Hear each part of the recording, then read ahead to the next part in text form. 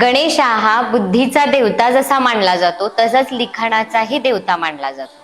हे कशावरून तर जेव्हा महर्षी व्यास मुनींनी महाभारत हे काव्य लिहिण्याची सुरुवात करताना ते शोध घेत होते की हे लिखाण करायचं आहे, अशा व्यक्ती असला पाहिजे की ज्याच्याकडे संयम, स्थिरता, शांतता आणि सातत्य असलं पाहिजे। तर हे चारही गुण श्री गणेशामध्ये त्यांना सापडले, म्हणून त्यांनी हे महाकाव्य त्यांना लिहिण्यास दिले।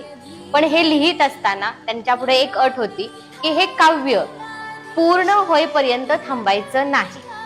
तर हे लिहित असताना जेव्हा त्यांची लिखणी तुटली तेव्हा श्री गणेशांनी स्वतःचा दात तोडून त्यांनी लिखाण पूर्ण केलं, म्हणून गणपतीला एकदंत असंही म्हटलं जातं।